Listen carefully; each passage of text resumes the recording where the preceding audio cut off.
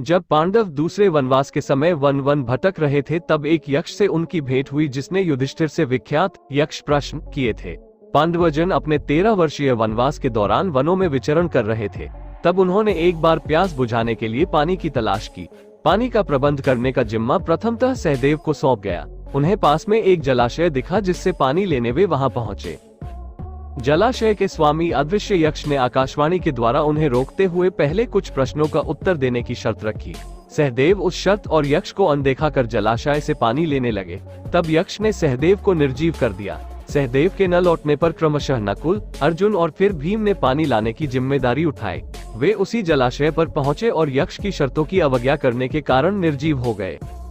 अंत में चिंतातुर युधिष्ठिर स्वयं उस जलाशय पर पहुंचे। अदृश्य यक्ष ने प्रकट होकर उन्हें आगाह किया और अपने प्रश्नों के उत्तर देने के लिए कहा। युधिष्ठिर ने धैर्य दिखाया।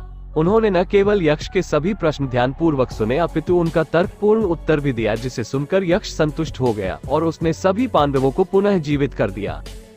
कौन होते हैं यक्ष? यक्ष का शाब्दिक अर्थ होता है जादू की शक्ति। आदिकाल में प्रमुख रूप से ये रहस्यमय जातियां थीं। देव, दैत्य, दानव, राक्षस, यक्ष, गंधर्व, अप्सराएं, पिशाच, किन्नर, वानर, रीछ, भल्ला, किरात, नाग आदि।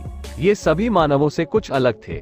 इन सभी के पास रहस्यमय ताकत होती थी और ये सभी मानवों की किसी न किसी रूप में मदद करते थे। देवताओं के बाद देवीय शक्तियों के मामले में यक्ष का ही नंबर आता है। यक्ष को राक्षसों के निकट माना जाता है, परंतु वह मनुष्यों के विरोधी नहीं होते हैं।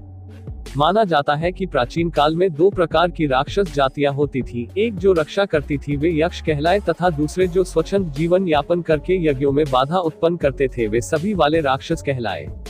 कुबेर और रावण दोनों ही एक ही पिता की संतानें थी, परंतु कुबेर यक्षों के राजा बने तो रावण राक्षसों के। यक्षों के राजा कुबेर उत्तर के दिक्पाल तथा स्वर्ग के कोषाध्यक्ष भी कहलाते हैं। यक्ष कुबेरे शिव के भक्त हैं। दीपावली यक्षों के राजा कुबेर की नगरी को अलकापुरी कहा जाता है। कहते हैं कि दीपावली का त्योहार सर्वप्रथम यक्ष ही मनाते थे। दीपावली की रात्रि को यक्ष अपने राजा कुबेर के साथ हास विलास में बिताते व अपनी यक्षिणियों के साथ आमोद प्रमोद करते थे।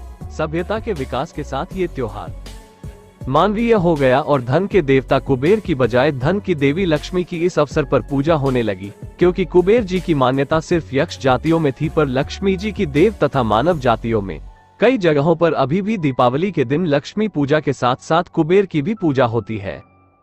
यक्षिणियां यक्ष भी कई प्रकार के होते हैं और इनकी पत्नियों या इन्हीं की तरह की शक्तियों से संबंध स्त्रियों को यक्षिणी कहा जाता है। ग्रंथों में यक्षिणी साधना का उल्लेख मिलता है। यक्षिणी साधक के समक्ष एक बहुत ही सौम्य और सुंदर स्त्री के रूप में प्रस्तुत होती है। प्रमुख 8 यक्ष और यक्षिणियां भी होते हैं। ये 8 यक्षिणियों ने नाम है। 1 सुर सुंदरी, 2 मनोहारिणी, 3 कंकावती, 4 कामेश्वरी, 5 रति प्रिया, 6 पद्मिनी, 7 नटी और 8 अनुरागिनी। यहाँ प्रस्तुत है अनुरागिनी यक्षिणी के बारे में सामान्य जानकारी। अनुरागिनी यक्षिणी, यह यक्षिणी यदि साधक पर प्रसन्न हो जाए तो वह उसे नित्य धन, मान, यश आदि से परिपूर्ण तृप्त कर देती है। अनुरागिनी यक्षिणी शुभ्र वर्णा है और यह साधक की इच्छा होने पर उसके साथ रास उल्लास भी करती है। इस यक्षिणी को सिद्ध करने का मंत्र ओम ह्री अनुरागिनी आगच्छ स्वाहा।